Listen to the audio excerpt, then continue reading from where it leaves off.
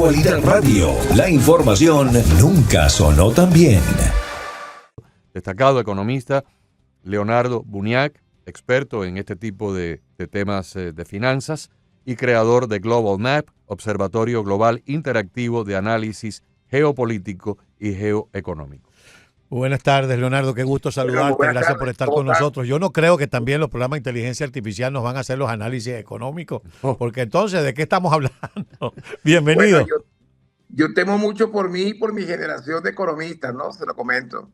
No, básicamente, bueno, no sé por dónde quieran comenzar. Comencemos primero por el impacto de las tasas de interés y la reducción de la reserva. Sí, claro, yo creo que lo importante del tema de la tasa de interés, por fin la Reserva Federal comienza a ceder, porque básicamente yo he defendido por mucho rato. En primer lugar, preocupadísimo porque tú debes recordar que fue en el año 2022 cuando la Reserva Federal decide aumentar las tasas de interés después de que la inflación había llegado a niveles del 9,1%. Uh-huh. Eso obligó a la Reserva Federal a mantener las tasas altísimas durante los próximos 2 años y eso trajo como consecuencia que la economía norteamericana entrara en una fase no de recesión, pero sí de ralentización de la actividad económica. Vimos el impacto que tuvo eso en el mercado de bonos, vimos el impacto que tuvo en varias entidades bancarias que generaron unas pérdidas no realizadas enormes. De hecho, la banca norteamericana sufrió muchísimo al punto de acumular casi 600 mil millones de dólares en pérdidas no realizadas, vinculadas básicamente al tema de la caída en el precio de los bonos, vinculado a las elevadísimas tasas de interés. Bueno, obviamente el tema tenía que ya finalmente que hacerse, porque definitivamente la inflación había llegado a niveles realmente muy importantes. Comienza a ceder la inflación, comienza el gobierno de Donald Trump el 20 de enero del año 2025 y se niega la Reserva Federal una vez que la inflación ha cedido espacio, que ya ha sufrido la economía americana muchísimo, se niega, por supuesto, a bajar las tasas de interés.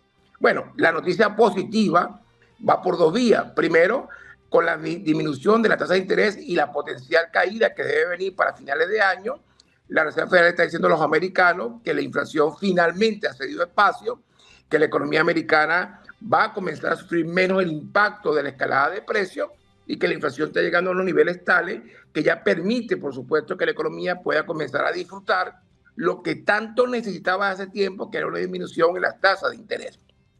Bueno, ya estamos en el rango 4, 3,75, esperamos medio punto más quizás o un cuarto punto más para final de año. Aquí lo importante es que admitir que era necesario, y eso hay que ver cuánto políticamente le costó a la Reserva Federal poder admitir que tenía que bajar la tasa de interés. Hacerlo ahora significa que los niveles de intermediación financiera en crédito de la banca norteamericana van a comenzar a aumentar. No solamente se va a beneficiar el sector hipotecario, no solamente se va a beneficiar el sector de la construcción, que por cierto es intensivo en mano de obra, esto es bien importante, en capital humano y no en capital, no en lo que se llama en gasto de capital que tiene que ver básicamente con maquinaria, sino también es intensivo en mano de obra. Debe venir como consecuencia de esto una dinamización de la actividad económica en los Estados Unidos. Básicamente, cuando comienza a aumentar los niveles de intermediación financiera en crédito, producto de una disminución en las tasas de interés, se crean los incentivos perfectos para que el crédito bancario comience a animar la inversión productiva y reproductiva que genere empleo y crecimiento económico. Es decir, esta noticia tan mala que tú acabas de comentar con respecto a la sustitución del capital humano como consecuencia de la robótica y por supuesto de la llegada abrumadora de la inteligencia artificial, se puede ver compensada sin duda por una mayor dinamización de la actividad económica, producto que la inversión reproductiva generó empleo y crecimiento, vuelve a reactivarse. Es decir, la noticia es muy positiva para el año 2025. Yo esperaría un incremento inmediato en los niveles de intermediación financiera en crédito, con impacto no solamente en el sector hipotecario, sino con impacto en el crédito al consumo, con impacto en el crédito corporativo, en el crédito comercial, y esto debe redundar sin duda en una dinamización de la actividad económica para este año y para el próximo año. Es decir, por fin, finalmente la Reserva Federal admitió que tenía que bajar la tasa de interés Y esa misión pasa por entender al mismo tiempo que las expectativas inflacionarias finalmente se han quebrado. Ya era entonces que ya era el momento de que se iniciara una suerte de dinamización de la actividad económica una vez vencida la espiral de la inflación. Ahora, pasemos al otro tema que es la parte más negativa de la que queremos conversar, que es la sustitución de millones de empleos que, según los expertos, en los próximos 18 meses se van a perder en los Estados Unidos, 18 o 24 meses, cuando muchas empresas empiecen a darse cuenta que hay ciertos trabajos que pueden ser sustituidos de manera masiva por un robot de inteligencia artificial ordenado, comprado a la carta, para una compañía que tiene 20 o 30 empleados en el campo de lo que llaman servicio al consumidor, las personas que atienden las llamadas de una compañía de crédito, de una compañía de tarjetas de crédito, de una compañía médica, y tienen 20 o 30 personas respondiendo las llamadas por teléfono, pero ahora tenemos un robot que tiene la capacidad de tomar 30 llamadas simultáneamente, con 30 voces diferentes, y hacerlo de una manera interactiva que al que llama, al cliente, prácticamente casi que le es imposible discernir si está hablando con un ser humano o está hablando con un robot. Yo el otro día estuve hablando con un robot y me tomó casi 2 minutos darme cuenta que no era una persona. Mi hijo cambió de trabajo recientemente y quien lo entrevistó en la fase 1, en la fase 2 y en la fase 3, lo que llamamos la serie de entrevistas, fue un robot. Y lo más interesante que era un robot que sabía de economía, que sabía de econometría, que sabía de estadística matemática, que inclusive sabía de modelos de cuantificación de riesgo, solamente por un ejemplo. Mira, lo primero es lo siguiente, yo creo que vamos a ver esto desde el lado del empresario, del lado de la empresa. Sin duda que el principio fundamental para que una empresa sea solvente en el largo plazo es que necesariamente sea rentable. Es decir, si tú no eres rentable, tú no puedes darle viabilidad económico-financiera a un modelo en marcha. Es decir, una empresa, un modelo de negocio puede morir de éxito si no tiene el metabolismo financiero de la rentabilidad. Es decir, hoy las empresas están buscando sobrevivir, buscando obviamente incrementar sus niveles de rentabilidad para garantizar su solvencia en el largo plazo. No existe una empresa que pueda ser viable en el largo plazo si necesariamente no es rentable. ¿Qué ocurre con esto entonces? Que cuando revisamos la estructura de costos del sector productivo, especialmente el sector que es intensivo, por ejemplo, en mano de obra, bueno, las empresas comienzan a hacer una suerte de estrategia y es automatizar, y escúchame bien, automatizar todo proceso, toda operación que sea susceptible de ser automatizada. Asimismo, comienza entonces en cualquier empresa como Amazon el levantamiento de procesos, comienza el proceso de costear toda la actividad productiva, revisar toda la cadena de valor, a ver qué actividades, qué procesos internos realiza el ser humano que pueda ser automatizado. El impacto de esto, sin duda, es una reducción en el costo de producción, es una reducción en el costo de explotación, con un impacto directo en la rentabilidad. Lo que está haciendo Amazon y muchas compañías en este momento, usando la inteligencia artificial, es aplicar lo que se llama un plan valor.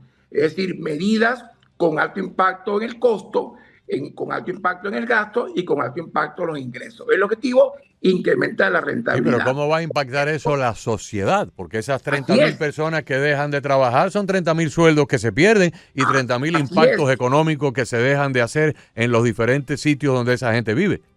Estamos de acuerdo. Entonces, el gran problema, como te decía, desde el lado de las empresas, siendo abogado del diablo, es que las empresas lo que buscan de alguna manera es garantizar su viabilidad eso lo entendemos. financiera. Sí. Ahora, perdón que le interrumpa, Leonardo, porque ¿qué pasa? En aras de lo que dice Agustín, estamos en que la empresa está buscando la rentabilidad. Si yo salgo de 30,000 empleados y con el sueldo de uno solo, de esos 30,000 empleados, puedo pagar un programa de inteligencia artificial que me resuelve esos 30,000 oficios que ellos desempeñaban, pues perfecto, mi empresa se convierte en una empresa más rentable porque estoy gastando menos y produciendo lo mismo o más, porque a lo mejor a estos empleados, a este programa de inteligencia artificial lo pongo a trabajar las 24 horas del día y no 8 horas por día, etcétera. Ya conocemos lo que es eso. Pero resulta Pero que hay fíjate lo 30.000 siguiente. personas, que no tienen dinero en el bolsillo para salir a la calle a comprar comida, a pagar renta, a endeudarse con demandar. los bancos, etcétera, etcétera. Pero es que al final es una gran trampa, porque mira lo que ocurre, ¿no? Y tienes que verlo con mi competidor. Si mi competidor está actuando sobre los gastos, mi competidor decida en su plan estratégico de negocio definir un plan valor, y es actuar, es automatizar todas aquellas actividades productivas dentro de la empresa que sean susceptibles de ser automatizadas, por supuesto, a expensa de la humanidad, a expensa de la salud del trabajador y de la familia del trabajador. Bueno, ¿qué ocurre entonces? Que yo al bajar mi estructura de costo, yo puedo ser más competitivo en precio contra mis competidores. Es decir, aquellas empresas que no se reconviertan, que no entren en la transformación digital, dejarán de ser competitivas con empresas como Amazon. El gran objetivo de Amazon no solamente es que va a dejar a muchas empresas, a muchos empleados sin trabajo, es que además va a dejar a muchas empresas, va a quebrar a muchas otras empresas porque van a ser menos competitivas. Claro, vas a bajar los precios y podrá, como hay un ahorro millonario, multimillonario por la vía de la nómina que se quitaron de arriba, pues van a poder bajar los precios y a muchas otras empresas los van a llevar a desaparecer. Entonces, lo perverso de todo esto, en Agustín y Carlos, no solamente es el impacto que tiene en la familia que está vinculada y asociada a esta empresa en particular, sino a todas aquellas otras empresas que tienen menor escala. En otras palabras, empresas como Amazon van a aplicar el concepto de economía de masa crítica, es decir, economía de volumen, con el cual van a diluir su costo de producción y van a poder ser más competitivas en precios en el mercado. Al final, la película, ¿cuál es? El impacto en la familia que está vinculada y asociada a esta empresa, que sale el empleado despedido, pero por otra parte vamos a empezar a ver entonces otro tipo de empresas que están en el mismo negocio que Amazon, pero no tienen la escala, ¿verdad?, de la economía de masa crítica, las scope economy, las economías de alcance, para poder competir en precios con empresas como Amazon. Comienzan entonces a nacer estructuras oligopólicas, mercados imperfectos que tienen un impacto tremendo en la sociedad, no solamente de los Estados Unidos, El miedo que yo tengo, yo me siento muy pesimista en este sentido, y es que la eliminación de empleos que van a ser sustituidos por inteligencia artificial va a ser dramáticamente o numéricamente mucho más dramático que la creación de nuevos empleos que ahora no existen para darle soporte a la inteligencia artificial. Porque siempre que vienen los expertos de inteligencia te dicen, no, pero van a crear muchos empleos, igual que la revolución industrial creó muchos. No. De eso nada. Cuando un solo robot o dos robots, que vamos a suponer que ese robot hay que mandarlo a hacer a la carta, ¿no? Tiene que ser un robot que pueda hablar y responder las llamadas de una clínica o pueda responder las llamadas de una compañía de abogados. Hay que mandarlo a configurar en ese sentido y hay que pagarle a un grupo de desarrolladores que lo perfeccionen en ese sentido. Ok, cuando ese robot sustituye a 30,000 personas, aunque el robot haya costado $1 millón o $2 millones en hacerlo, el ahorro para la compañía son 150 o 200 millones que se quitaron en nómina, no solamente en lo que le pagan al trabajador, lo que paga la compañía, el 7.5% de los impuestos del Medicare, lo que paga la compañía en vacaciones, los seguros médicos, el trabajador que se enferma, todo eso se quita de arriba. Y como decía Carlos, el trabajador va a trabajar 8 horas, el robot puede trabajar los 7 días, las 24 horas, no se enferma. Hay que tener un robot de reemplazo por si ese un día se rompe, el otro lo sustituye. No pero tiene sindicato, no tiene aumento de sueldo. Exactamente. Entonces, nunca va a haber una creación tan grande de lo que es la parte tecnológica de apoyo en comparación a la erosión de empleos que se van a sustituir con la inteligencia artificial. Pues no hacemos nada con que por cada robot hayan que trabajen 10 personas nuevas, pero si ese robot va a eliminar a 500 personas, pues hay un déficit de 490. Entonces, fíjate lo siguiente, cuando tú me hablas de esto, yo te voy a hablar entonces de que yo creo que vamos hacia una economía en forma de K. Tú sabes que la letra K es una letra bifurcada que tiene una pata que mira hacia arriba y una pata que mira hacia abajo. Bueno, ¿qué es una economía en forma de K? Que es una economía con crecimiento asimétrico, donde todas aquellas empresas intensivas en tecnología, todas aquellas empresas como Amazon, inmersas en un proceso muy intenso de transformación digital, hacia la robótica, hacia lo que llama la economía 4.0, ¿verdad?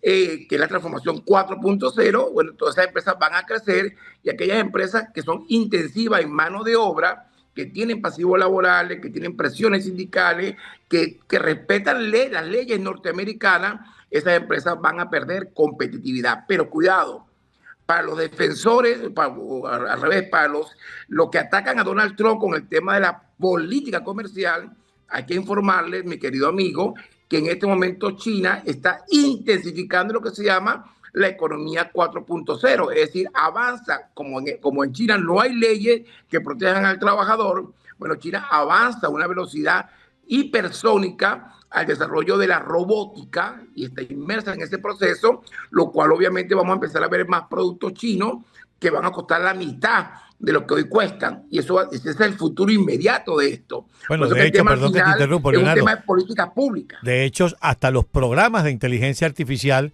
de los chinos, si usted va a comprar en la tienda de su teléfono, llámese Android o iOS, usted va a comprar un programa de inteligencia artificial americano que le cueste, le voy a poner cualquier precio, $39.99 al mes, va a comprar el chino y le vale $5.99.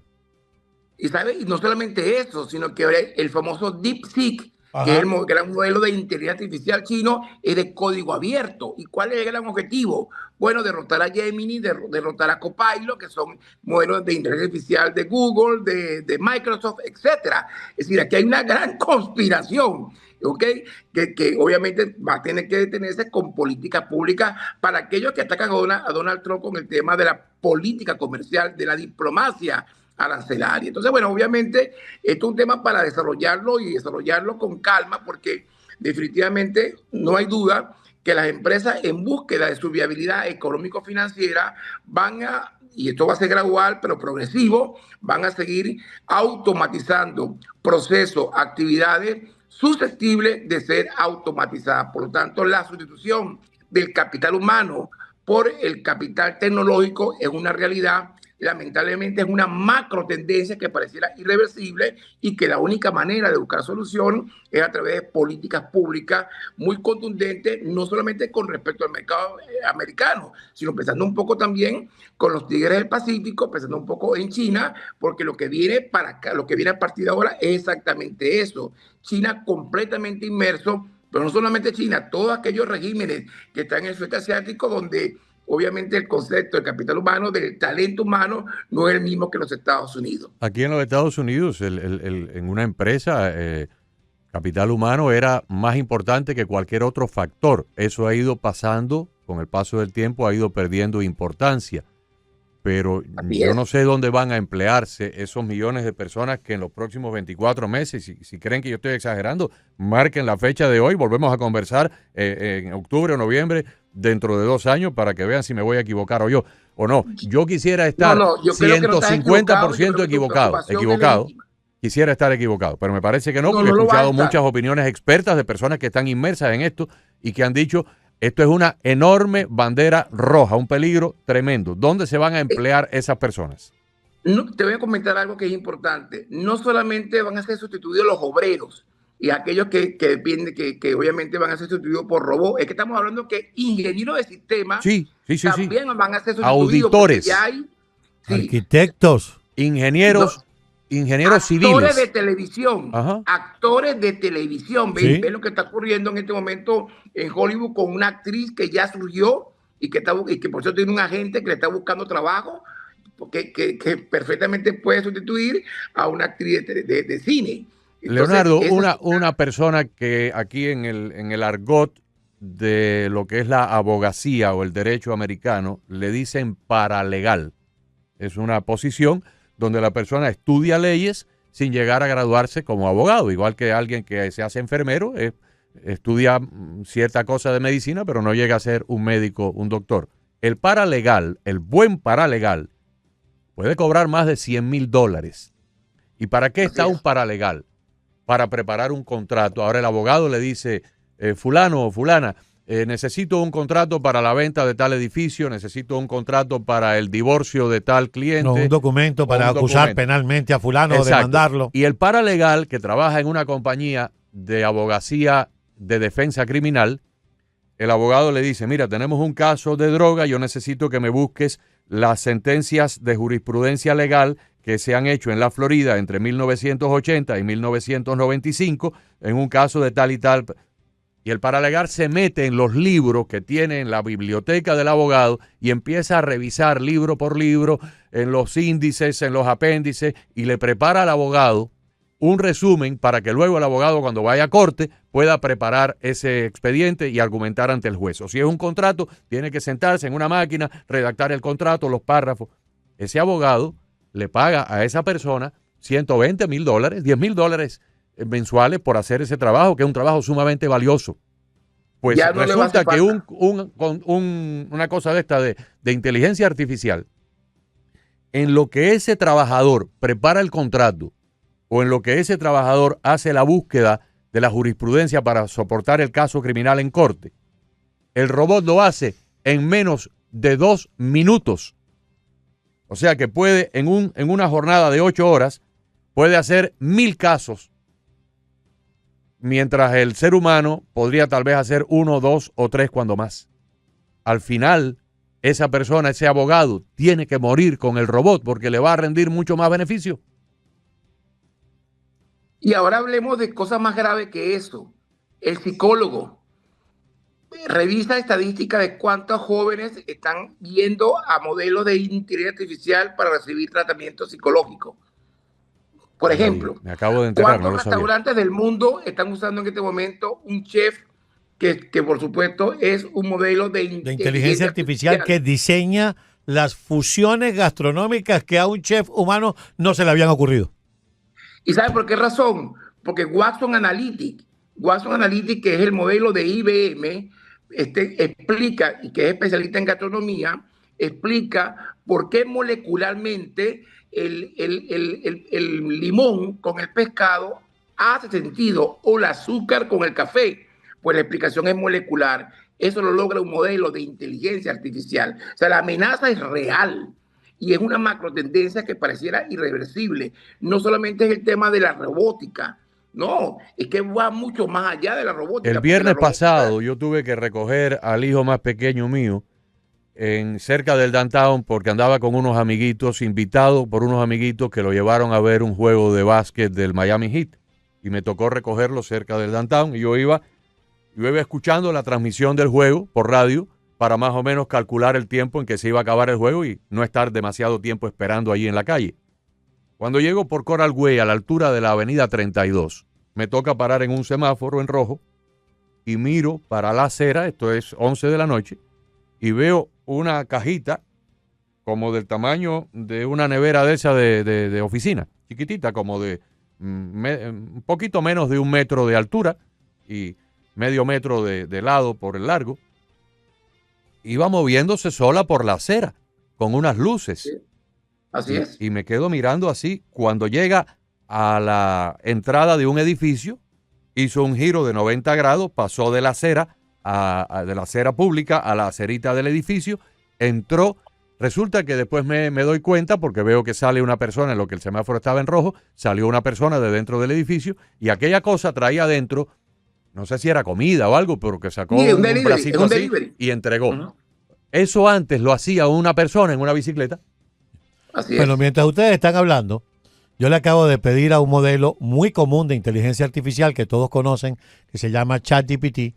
Le acabo de mentir, le acabo de decir, soy alérgico a los carbohidratos. Por favor, prepárame un menú para una semana donde yo pueda comer carne de pollo, carne de cerdo, pero no incluyas carbohidratos. Ya está listo lo que se va a desayunar, almorzar y cenar el lunes, el martes, el miércoles, el jueves, el viernes, sin repetir los estilos de comida. A veces va a ser puré, a veces va a ser al vapor, pollo con ensalada y, bueno, una locura en 30 segundos. Eso antes lo hacía un nutricionista y Carlos le hubiera tenido que pagar $100, $200 a un nutricionista para que le hiciera lo mismo.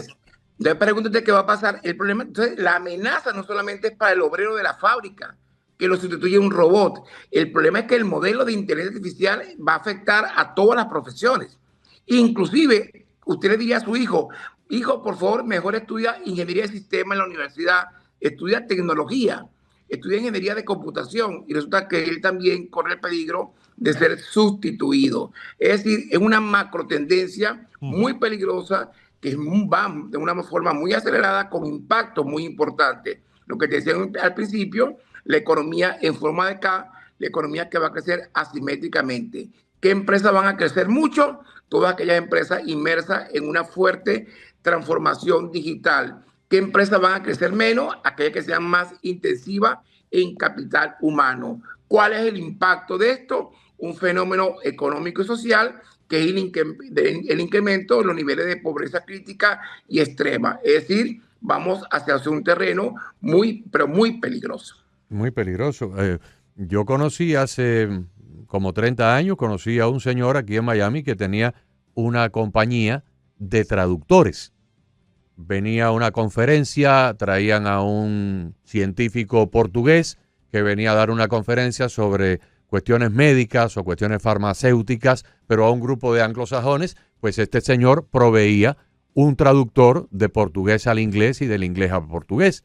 Pues iban a haber preguntas de los panelistas en inglés y le iban a preguntar al científico, proveía su traductor. Si venían 3 inversionistas japoneses a reunirse con un grupo de banqueros americanos, pues él proveía un traductor que iba a servir de traductor y de intérprete de japonés al inglés o del inglés al japonés.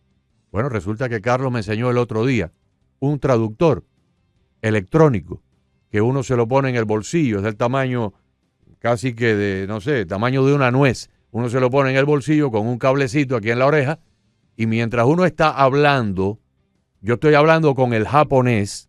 Si el japonés tiene un aparato de esto puesto también en su bolsillo, con un audífono, yo estoy hablándole en español al japonés y el japonés está escuchando por su oreja mi traducción en japonés. Y cuando él me habla a mí en japonés, yo lo estoy escuchando en español. O sea, se acabaron los traductores. Así o sea, es. los seres humanos. Entonces estamos hablando que no solamente es el obrero de fábrica. No, el trabajador especializado. No, ya comenzamos a hablar del trabajador especializado. Así es. Imagínate, volvamos a una corte. Imagínate tú que un modelo de inteligencia artificial, que sea un fiscal, o que sea un juez, o que sea un abogado defensor, maneja toda la jurisprudencia de los Estados Unidos. Toda. O sea, un abogado no se conoce la jurisprudencia completa de los Estados Unidos. Un modelo de inteligencia artificial sí lo puede hacer. Bueno. Y lo puede hacer en tan solo segundos, porque ya hay lo que se llama razonamiento profundo, y por supuesto ese razonamiento profundo tiene unos niveles de aprendizaje mucho más completos que los modelos básicos. Es decir, estamos en un terreno muy peligroso donde el capital humano definitivamente comienza a ser sustituido a gran escala por el capital tecnológico. El otro día vi una broma de esas que circulan por la internet y dice: la próxima clase de supermillonarios en los Estados Unidos va a estar integrada por plomeros, jardineros y tacheros. Sí. Leonardo, muchas gracias por su tiempo. Gracias, Leo. Encantado. Un abrazo. Igualmente, gracias. Cariño.